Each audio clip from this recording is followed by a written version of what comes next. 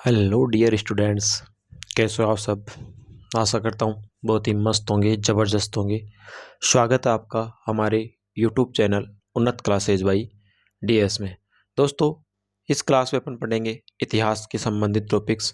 इतिहास से संबंधित बच्चों अपन ने जो बातें कर ली, अब तक जो बातें की वो अपन ने कर ली। सिंधु घाटी सभ्यता जो है आपका, जो रीट के सिलेबस में जो आपके सिंधु घाटी सभ्यता के जो टॉपिक्स दिए गए हैं इम्पोर्टेंट, उन सब के बारे में अपन ने इस क्लास में अच्छी तरह से क्या कर लिया है, अध्ययन कर लिया है। अब जो आज से जो अपनी क्लास स्टार्ट होगी बच्चों, जो आपकी जो अगली जो क्लास स्टार्ट होने वाली है साथ में, वो आपका होगा वैदिक सभ्यता। वैदिक सभ्यता जिसे अपन कह सकते हैं, वेदों की सभ्यता भी कह सकते हैं।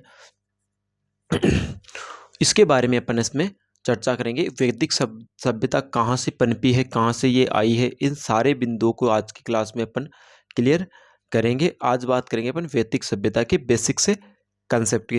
बेसिकली बच्चों, वैदिक सभ्यता को दो भागों में डिवाइड किया जाता है। एक तो आपका वैदिक काल और दूसरा उत्तर वैदिक काल। इस तरीके से इसको दो भागों में विभाजित किया जाता है, ठीक है। और इसके लिए अलग अलग जगह से अपने को अलग अलग साक्ष्य जो आपको देखने को मिलते हैं। उन सारे साक्ष्यों के बारे में बच्चों आज की क्लास में अपन चर्चा करने वाले हैं। तो आज का जो अपना टॉपिक जो रहने वाला है बच्चों, वो आपका वैदिक सभ्यता रहेगा। कि वैदिक सभ्यता क्या है, ये कहाँ से ये शब्द मिलता है, और इसका किस वजह से वैदिक सभ्यता नामकरण हुआ, और इसकी उत्पत्ति या इसको कहाँ से इसको लिखा गया है, या कहाँ से किस तरीके से यह सभ्यता। आइए बच्चों, वैदिक सभ्यता से सीधा सा अपन अर्थ निकाल सकते हैं कि वैदिक सभ्यता का मतलब होता है वेद। वेद जो लिखने वाले थे बच्चों, वो आपके 4 वेद थे जो अपन अपने धीरे धीरे आगे पढ़ने वाले हैं, ठीक है। तो अपन अपना समय गवाए बिना स्टार्ट करते हैं आज के इस सेशन को। आज का जो सेशन रहने वाला है बच्चों अपना, जो रहेगा आपका वैदिक सभ्यता। आज का जो टॉपिक रहेगा वो आपका कौन सा रहेगा बच्चों, वैदिक सभ्यता। वैदिक सभ्यता, ठीक है। टॉपिक का क्या नाम है बच्चों, वैदिक सभ्यता। बच्चों, वैदिक सभ्यता के बारे में अपन बात करते हैं तो देखते हैं, सबसे पहले अपन इसके पीछे के बारे में बात करेंगे, कहाँ से इसकी उत्पत्ति हुई, किस तरीके से ये आपके सामने आती है। तो बच्चों, बात करते हैं भारत में। सबसे पहले बात करते हैं कि भारत में एक प्रकार की ये जो आपकी वैदिक सभ्यता है, जिसे अपन कह सकते हैं कि ये प्रथम ग्रामीण सभ्यता थी। अपन ने सिंधु घाटी सभ्यता में देखा कि वो शहरी सभ्यता थी। शहरी सभ्यता आपको देखने को मिलती है, और इसको अपन भारत की क्या कह सकते हैं, भारत की प्रथम ग्रामीण सभ्यता। यानी कि किस तरीके से ग्रामीण क्षेत्र के लोग निवास करते थे। यानी भारत में सबसे पहली जो ग्रामीण सभ्यता है वो आपकी कौन सी है, आपके वैदिक सभ्यता। इसका जो बच्चों आपका उल्लेख जो मिलता है, इसका जो उल्लेख आपको मिलता है वो आपका वेदों में मिलता है। इस कारण इसका नाम क्या पड़ा बच्चों, वैदिक सभ्यता। क्योंकि इसका उल्लेख कहाँ मिलता है बच्चों, आपको वेदों में मिलता है, इसलिए इसको वैदिक सभ्यता कहा जाता था। इसके जो संस्थापक बताए हैं इसमें बच्चों, इसके जो संस्थापक बताए जाते हैं, आपके जो इसके संस्थापक हैं, जो संस्थापक जो है बच्चों, इसमें आर्य मानने जाते हैं। यानी कि आर्य समाज के लोग, आर्य हैं इसके संस्थापक, आर्य, ठीक है। आर्य क्या है बच्चों, आपके वैदिक सभ्यता के क्या है, संस्थापक है। और इसकी जो जानकारी अपने को मिलती है वो वेदों से मिलती है। इनकी वेदों में वैदिक सभ्यता का जो उत्पत्ति कारक या जो इसका जो संस्थापक है वो किसे माना जाता है, आर्यों को माना जाता है। और बच्चों, बात करते हैं आर्य का तात्पर्य क्या है। आर्य शब्द से तात्पर्य यानी कि सुसंस्कृत व्यक्ति या सुसंस्कृत व्यक्ति। ये इसका जो शब्द का अर्थ है वो क्या है, सुसंस्कृत व्यक्ति, या आर्य का मतलब है सुसंस्कृत। और आर्य को बच्चों, आर्य दो शब्दों से मिलकर बना है, अरि और यह, ठीक है। अरि और यह से मिलकर बना है, जिसका बच्चों शाब्दिक जो अर्थ होता है वो आपका सुसंस्कृत होता है, या इसे ही अपन कह सकते हैं उच्च कुल में उत्पन्न व्यक्ति। इसी जो कि आपके कहाँ किसकी जो आपकी जो आर्य को किसकी शाखा के उत्पत्ति को मानते हैं, यानी किसकी शाखा से आर्य की उत्पत्ति किस शाखा से मानते हैं बच्चों, सफेद उपजाति की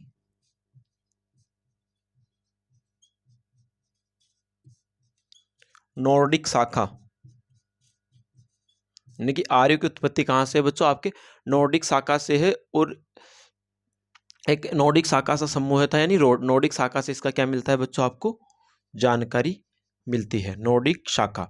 यानी कि आर्यों की उत्पत्ति कहाँ से मानी जाती है? आपके नॉर्डिक शाखा से मानी जाती है, जो कि क्या है? आपके सफेद आर्य, जो कि सफेद उपजाति की एक शाखा है, यानी कि नॉर्डिक शाखा है, जो वहाँ संबंध एक समूह है, नॉर्डिक संप्रदाय है, उसमें से ये बच्चों आर्य की उत्पत्ति मानते हैं। और ये जब आर्य कैसे बने? इनको आर्य बनने का, यानी पहले जो ये नॉर्डिक शाखा के लोग थे, ये आर्य क्यों बने? ये आर्य इसलिए बने, इन्होंने क्या किया बच्चों? कमजोर लोगों को क्या किया? परास्त, कमजोर लोगों को परास्त किया। इन्होंने क्या किया बच्चों? आपके कमजोर वर्गों को परास्त किया, और कमजोर वर्गों का जो वर्ग के जो लोग हैं, जो नहीं कमजोर वर्ग के जो लोग हैं, उनको क्या बना कर रखने लगे? ये दास बना के रखे। और दास से तात्पर्य यहाँ से दस्यु शब्द भी यहाँ से दास से ही लिया जाता है, यानी कि दस्यु शब्द कि इसके जो कमजोर वर्ग है उसके लिए किसका प्रयोग किया जाता था? आपके दस्यु शब्द का उल्लेख किया जाता है। आगे चलकर यही जो आपके दस्यु लोग है, यही आपके किस में परिवर्तित हो जाते हैं? आपके शूद्रों में। दस्यु जो लोग हैं वो किस में परिवर्तित होते हैं बच्चों? आपके शूद्रों में। यानी कि जो दस्यु प्रतिपादक लोग हैं वो आपके क्या है? दस्यु जो है वो आपके शूद्रों से है। ठीक है। इनका जो मूल स्थान है वो बच्चों, कई अलग अलग विद्वान इसको अलग अलग तरीके से अलग अलग स्थान बताते हैं। क्या बताते हैं? इसका मूल स्थान अलग अलग विद्वान अलग अलग जगह बताते हैं इसका मूल स्थान। ठीक है। अब मूल स्थान अलग अलग बताते हैं, अलग अलग मनोवैज्ञानिक, अलग अलग आपके इतिहासकार बच्चों, इसका जो मूल स्थान है, यानी ये कहाँ से आपके आपके जो आर्य हैं वो कहाँ से आए, इसके बारे में बच्चों अलग अलग प्रकार के मत प्रचलित हैं। जो इसमें आपको पहला मत देखते हैं अपन दयानंद सरस्वती का। दयानंद सरस्वती कहते हैं कि ये जो आर्य आए हैं,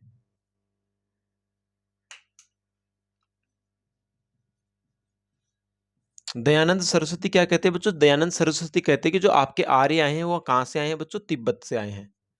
कहाँ से मानते हैं आपके दयानंद सरस्वती? इनको तिब्बत से मानते हैं। और आपके जो बाल गंगाधर तिलक हैं, बाल गंगाधर तिलक, बाल गंगाधर तिलक बच्चों, इनको कहाँ से मानते हैं? बाल गंगाधर तिलक कहते हैं, बाल गंगाधर तिलक कहते हैं कि ये कहाँ से आए हैं बच्चों? आपके उत्तरी ध्रुव से आए हैं। कहाँ से आए हैं बच्चों? उत्तरी ध्रुव से। ठीक है। बाल गंगाधर तिलक क्या कहते हैं बच्चों? ये आपके उत्तरी ध्रुव से आए हैं। और उसके बाद एक एक और इतिहासकार होते हैं, मैक्स मूलर। मैक्स मूलर कहते हैं कि जो ये आर्य हैं, जो आपके मध्य एशिया से आए हैं। ठीक है।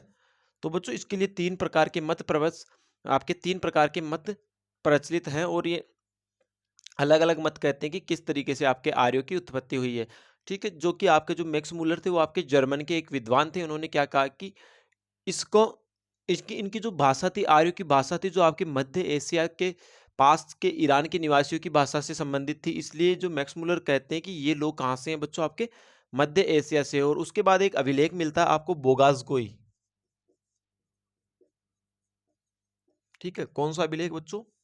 बोगासगोई। बोगासगोई अभिलेख में बच्चों ये कहाँ से प्राप्त होता है बच्चों? आपकी ये एशिया माइनर से प्राप्त होता है। एशिया माइनर से ये आपका अभिलेख प्राप्त होता है। और ये कब प्राप्त होता है बच्चों? आपके 1400 ईसा पूर्व ये आपको प्राप्त होता है। 1400 ईसा पूर्व ये आपको प्राप्त होता है। और इसकी जो खोज करती है, जो इसकी जो खोज करने वाले हैं वो आपके ह्यूगो है। कौन है बच्चों इसके खोज करता? खोज करता आपके ह्यूगो। ह्यूगो नहीं, ह्यूगो। और ह्यूगो ने इसकी खोज कब की बच्चों? इसकी खोज ह्यूगो ने आपके 1907 में इसकी क्या करते हैं बच्चों? खोज करते हैं। क्या करते हैं? ह्यूगो इसकी खोज करते हैं। और इन्होंने इनकी जो भाषा है, क्या बताया बच्चा? भाषा की क्या बताई इन्होंने? भाषा इन्होंने इसकी इनकी जो बताई वो बच्चों आपके ईरानी बताई। ठीक है। बोगास को ये अभिलेख में इसकी इनकी भाषा क्या बताई गई? ईरानी बताई गई। और इसी बोगास को ये अभिलेख में 4 देवताओं का उल्लेख मिलता है। 4 देवताओं का उल्लेख।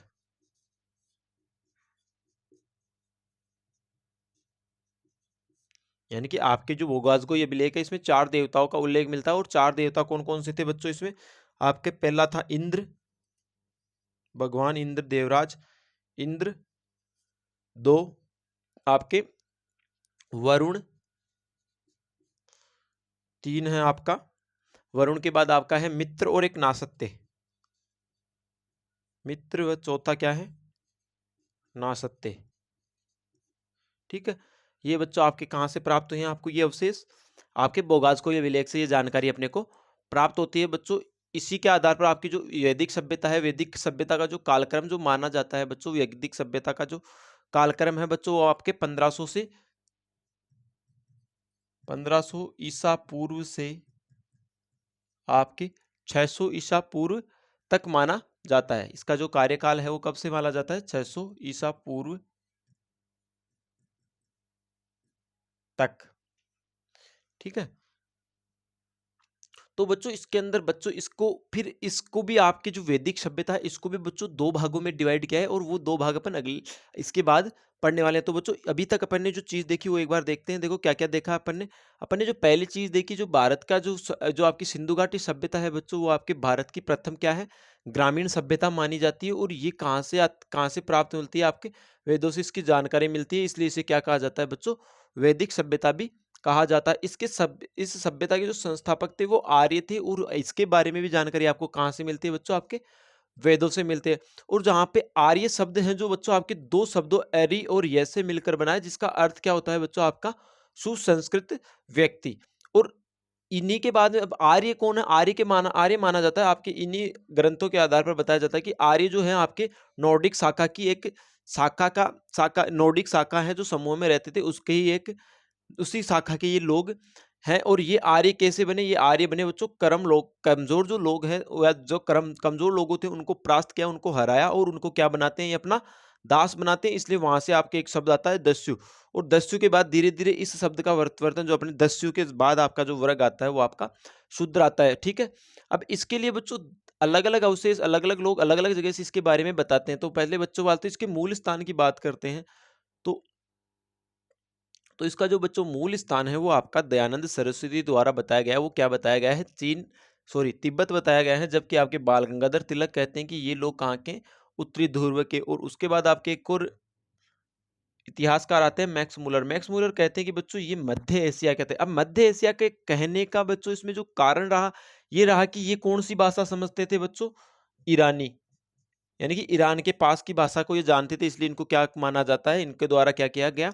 मध्य एशिया के को प्रमाणित करने का प्रयास किया गया। फिर यहाँ से आपको एक बोगोसगोई अभिलेख जो आपके एशिया माइनर से प्राप्त होता है। कब प्राप्त होता है बच्चों? आपके 1400 ईसा पूर्व प्राप्त होता है। और इसके जो प्राप्त किसको होता है? ये ह्यूगो नामक एक इतिहासकार होते हैं, उसे ये प्राप्त होता है, जो कि 1907 में प्राप्त होता है। और इसी अभिलेख के अंदर इनकी जो भाषा है वो ईरानी बताई जाती है। और इसी अभिलेख के अंदर बच्चों सिंधु वैदिक काल में 4 देवताओं के बारे में जानकारी मिलती है: इंद्र, वरुण, मित्र, नास्ते। ठीक है। अब आगे बात करते हैं बच्चों कि इनके बारे में आगे क्या, किस तरीके से इसको विभाजित किया जाता है, किस तरीके से इसके बारे में अलग अलग बातें मत प्रस्तुत किए जाते हैं।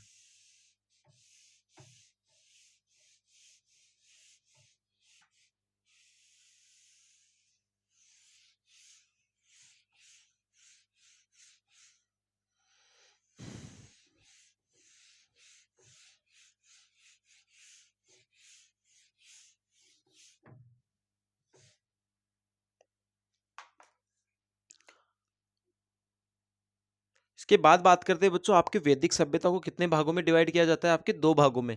वैदिक सभ्यता को कितने भागों में डिवाइड किया जाता है बच्चों? दो भागों में। ठीक है। पहला जो आपका जो इसका भाग डिवाइड किया जाता है वो आपका क्या है बच्चों? ऋग्वैदिक काल। ऋग्वैदिक काल। ठीक है। ऋग्वैदिक काल कौन से काल को कहा जाता है बच्चों? इसका जो अंतिम काल है जिसे कहते हैं अपन 1500 ईसा पूर्व से 1000 ईसा पूर्व तक।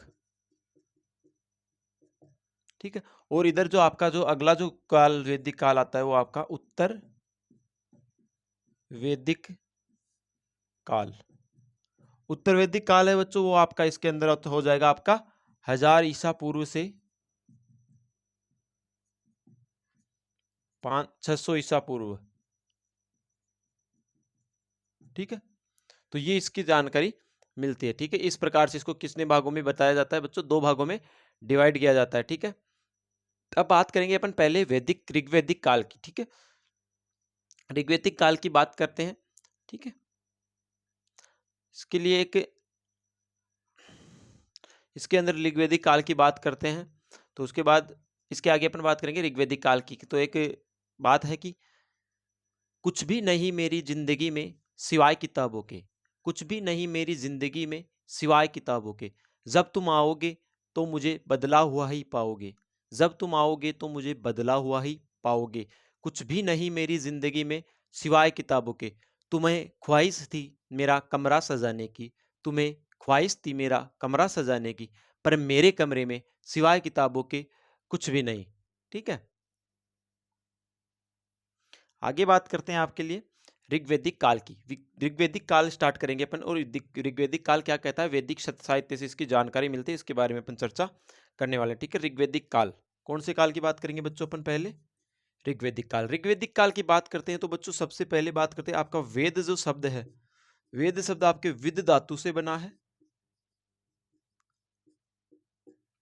विद धातु से बना है। और वेद जो वैदिक साहित्य जो है आपका, जो वेद शब्द हो वह क्या विद धातु से बना है, और उसमें कौन सा प्रत्यय लगा है, घय प्रत्यय लगा है, घय प्रत्यय, विद धातु में घय प्रत्यय लगने के कारण इसका शब्द का निर्माण हुआ है, जिसका शाब्दिक अर्थ होता है बच्चों, आपका जो शाब्दिक अर्थ है इसका क्या होता है, वेद का अर्थ नहीं, वेद का नहीं, ज्ञानी, ज्ञानी या ज्ञान राशि का भंडार, ज्ञान राशि या ज्ञान का भंडार, ज्ञान राशि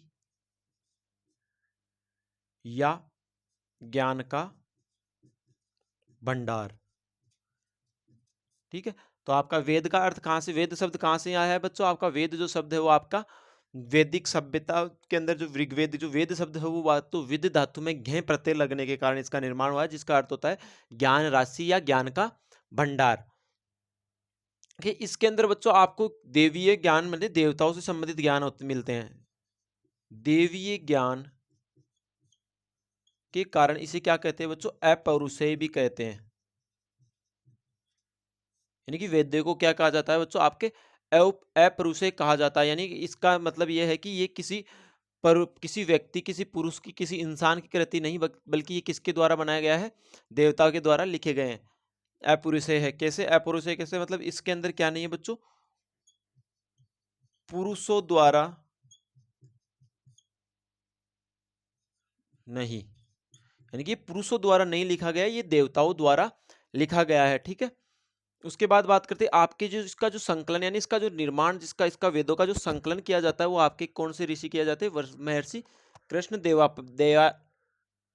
द्वैपायन के द्वारा। वेदों का क्या बच्चों, वेदों का क्या संकलन,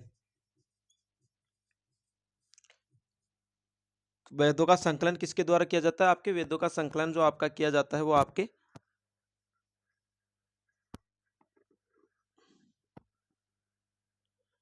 वेदों का संकलन जो है वो आपके किसके द्वारा किया जाता है, महर्षि कृष्ण द्वैपायन कि इसकी जो रचना या इसका जो संकलन किया जाता है वो आपके किसके द्वारा किया जाता है, महर्षि द्वैपायन द्वारा किया जाता है। कि ठीक है, इसको विस्तारित करने के कारण इसको वेदव्यास भी कहा जाता है। इसके जो वेदों का जो विस्तार किया गया, विस्तार किसके द्वारा किया गया था, व्यास जी द्वारा। ठीक है, विस्तार किसके द्वारा, वेदों का व्यास या विस्तार करने के कारण इसे वेदव्यास कहा गया। किसे, इसे क्या कहते हैं, वेदव्यास। इसे कोष्टक में लिख देता हूं मैं, वेदव्यास। वास्तविक जो नाम था वेदों की रचना करने वाला जो कौन था, आपका महर्षि कृष्ण द्वैपायन थे। और जिनको क्या कहा जाता है, वेदव्यास, क्योंकि वेदों का क्या किया इन्होंने, विस्तार किया, यानी वेदों को इसको विस्तार से लिखा गया। और वेदों की संख्या जो बच्चों बताई गई है वो आपके 4 वेद बताए गए हैं। 4 वेद कौन कौन से बताए गए हैं बच्चों, आपके 4 वेद, पहला आपका ऋग्वेद, दूसरा है आपका जो है आपका यजुर्वेद, यजुर्वेद,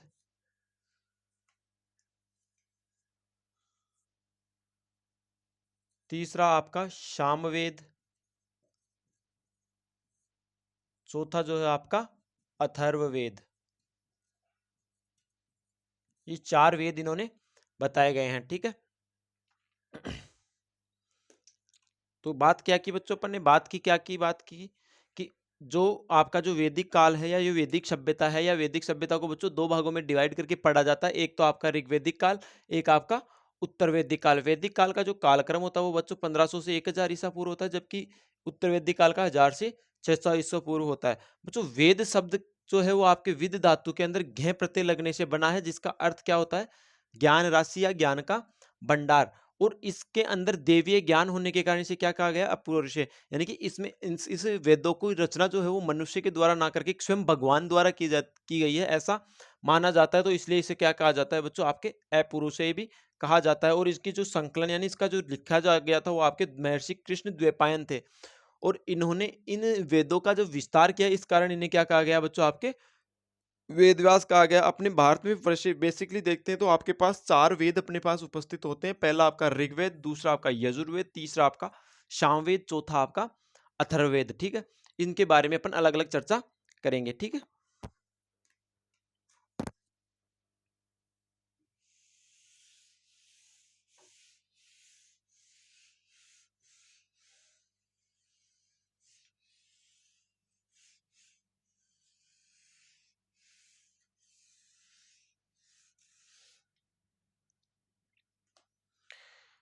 ठीक है बच्चों। अब बात कर रहे थे अपन वेदों की। वेद कितने बताएं बच्चों? आपके 4 वेद। ठीक है, पहला आपका ऋग्वेद जो सबके सबसे प्राचीन वेद है, ऋग्वेद। ठीक है, ऋग्वेद। दूसरा है आपका यजुर्वेद, तीसरा आपका सामवेद, चौथा आपका अथर्ववेद। 1 2 3 4। ठीक है, ऋग्वेद, यजुर्वेद, सामवेद, यानी कि वेद कितने बताए हैं? आपके 4 वेद बताएं। और 4 वेदों के अंदर क्या क्या इसकी जो विशेषता है उसके बारे में अपन लिख लेते हैं। बच्चों जो ऋग्वेद है उसमें तो बच्चों ऋक या ऋचाओं का संकलन मिलता है। ऋक या ऋचाए। ऋक या ऋचाओं का क्या मिलता है? ऋचाएं मिलती है। इसी के अंदर आपके श्लोक मिलते हैं। और श्लोक किसके मिलते हैं बच्चों? आपके देवी देवताओं के।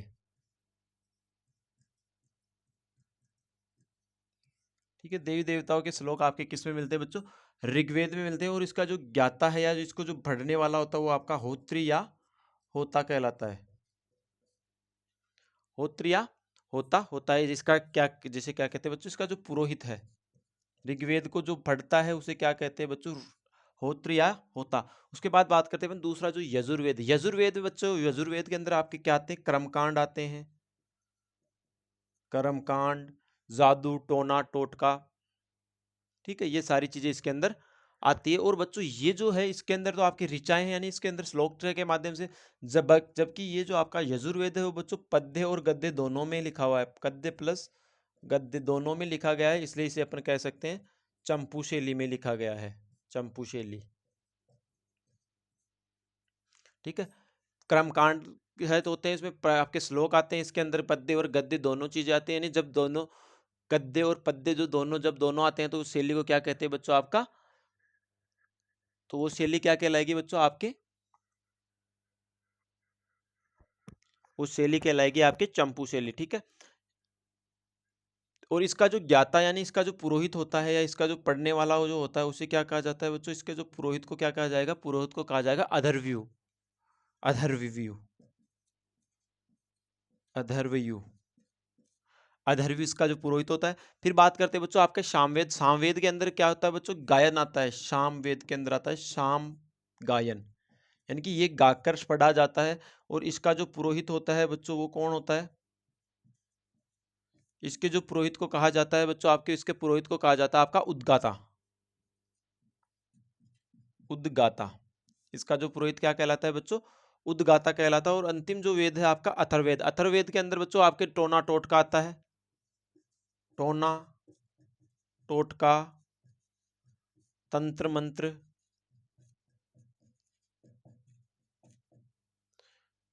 काला जादू, ये सारी चीजें आती है। और इसको जो गाने वाला या जो पुरोहित इसका जो कहलाता है उसे कहते हैं बच्चों ब्राह्मण या ब्रह्मा। ब्रह्मा इसका जो क्या होता है बच्चों? आपके पुरोहित होता है। ठीक है, ये होते हैं बच्चों आपके ऋग्वेद। ठीक है,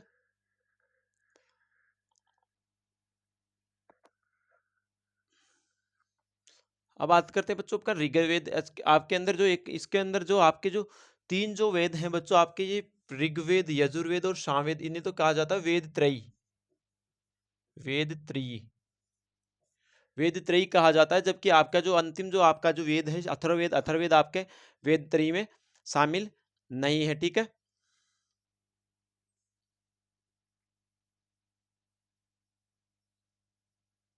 तो आपकी बात करते हैं बच्चों ऋग्वेद की। पहले बात करेंगे अपन ऋग्वेद। ऋग्वेद के अंदर बच्चों क्या क्या पढ़ा जाता है, आज अब तक अपन ने जो चीज पढ़ी उसके बारे में एक बार देखते हैं। आपका जो ऋग्वेद है बच्चों, ऋग्वेद के अंदर ऋक या ऋचाएं होती हैं, इसी के अंदर श्लोक होते हैं और देव देवताओं के श्लोक होते हैं। इसका जो पुरोहित होता है उसको होत्री या होता कहते हैं। उसके बाद वेद आता है आपका यजुर्वेद। यजुर्वेद के अंदर बच्चों आपके कर्मकांडों के बारे में बताया जाता है।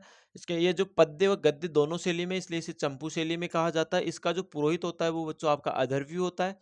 सामवेद जो है बच्चों एक गायन प्रकार का वेद होता है और इसको जो गाने वाला होता है उसे उद्गाता कहा जाता है। आपका अथर्ववेद जो है बच्चों, इसके अंदर टोना टोटका, तंत्र मंत्र, काला जादू जैसे जैसी चीजें होती है और इसका जो पुरोहित होता है वो आपका ब्रह्मा होता है। और बच्चों वेद त्री के अंतर्गत आपके ये ऋग्वेद, यजुर्वेद और सामवेद शामिल है, जबकि अथर्ववेद इसके अंतर्गत शामिल नहीं है। ठीक है, अब अपन एक एक इसके बारे में बात करेंगे। किसके बारे में? एक एक वेद के बारे में।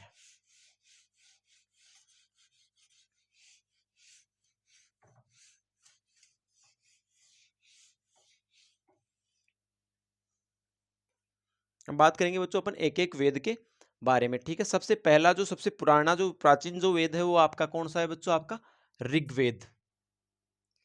किसकी बात करेंगे बच्चों अपन? ऋग्वेद। ठीक है, ऋग्वेद की बात करेंगे और ऋग्वेद में अपन क्या देखेंगे, इसकी जो भाषा है बच्चों वो आपके भारोपीय भाषा है।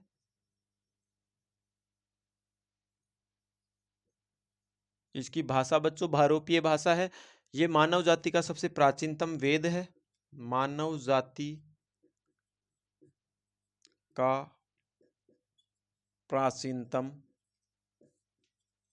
वेद, मानव जाति का प्राचीनतम वेद है बच्चों। इसका जो ये जो आपका जो प्रथम ग्रंथ है, वैदिक काल का प्रथम ग्रंथ है, इसके अंदर कितने मंत्र है बच्चों? इसके अंदर आपके 10,552 श्लोक हैं। श्लोक कितने इसके अंदर? 10,552 श्लोक हैं। इसके अंदर 1,028 सूक्त है। ठीक है, 1,028 सूक्त है और इसके अंदर बच्चों आपका 10 मंडल है। मंडल कितने इसमें? 10 मंडल है। और ये सबसे प्राचीन इसका जो सबसे प्राचीनतम मंडल है वो बच्चों आपका 7वें नंबर का है, जो कौन सा है? आपका वरुण। सबसे प्राचीनतम मंडल कौन सा मंडल? 7वां मंडल सबसे प्राचीनतम मंडल है। और जो इसके सबसे नवीनतम मंडल है, सबसे नवीनतम मंडल। ठीक है, सबसे नवीनतम मंडल कौन कौन से बच्चों इसके?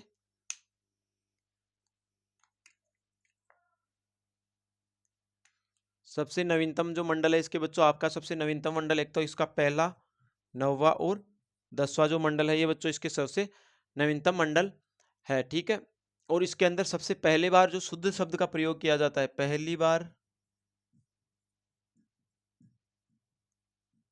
शुद्ध शब्द का प्रयोग।